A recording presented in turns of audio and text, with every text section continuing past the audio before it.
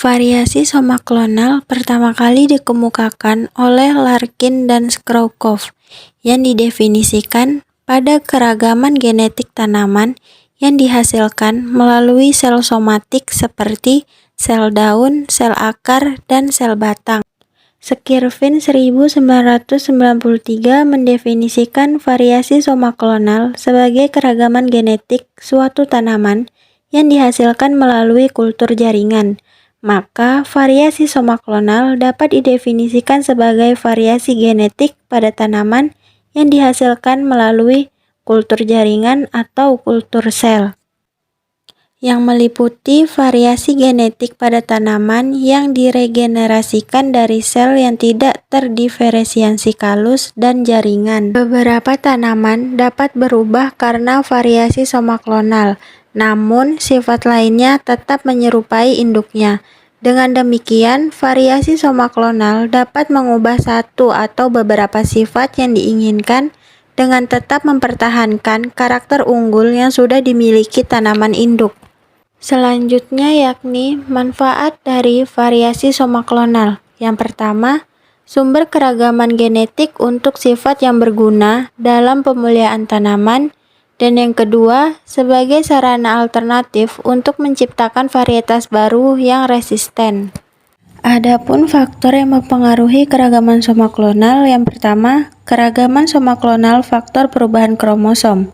Perubahan kromosom disebut abrasi. Abrasi kromosom dibedakan menjadi dua, yaitu abrasi jumlah dan abrasi struktur. Abrasi jumlah meliputi euploid, poliploid, dan areoploid, sedangkan abrasi struktur meliputi delesi, duplikasi, inverse, dan translokasi. Yang kedua yaitu keragaman somaklonal faktor fisiologis. Perubahan fisiologis tanaman dapat terjadi akibat penambahan ZPT. Contohnya seperti penambahan antibiotik pada media kultur jaringan padi yang menyebabkan kasus albino. Albino terjadi akibat perubahan metabolisme karbon akibat terjadinya perubahan pada sintetis pati, lintasan karoten, resistensi antibiotik, dan metabolisme nitrogen. Yang ketiga, keragaman somaklonal faktor genetik. Keragaman genetik yang terjadi selama proses regenerasi kultur jaringan merupakan perubahan lingkar kromosom. Meskipun terkadang fenotip sama, tetapi kemungkinan selnya berbeda. Yang keempat, keragaman somaklonal faktor biokimia.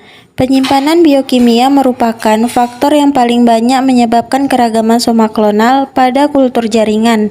Contohnya, terjadi metilasi dapat menyebabkan gen menjadi tidak aktif. Kelebihan variasi somaklonal, yang pertama, perubahan dapat terjadi pada sifat agronomi seperti morfogenik dan fenotipik. Yang kedua, perubahan terjadi pada frekuensi yang tinggi seperti tingkat pembelahannya tinggi dan meningkatnya peluang variasi. Dan kelebihan yang ketiga yaitu beberapa perubahan baru. Adapun kekurangan dari variasi somaklonal, yang pertama, tidak adanya kontrol, yang berarti dapat berubah ke arah yang tidak diinginkan. Yang kedua, variasi tidak dapat diprediksi. Yang ketiga, dapat terjadi pada karakter agronomi yang sangat kompleks. Dan yang keempat, secara genetik tidak stabil, seperti dapat menghasilkan variasi baru pada keturunannya dan dapat berbeda dari induk hasil variasi somaklonal.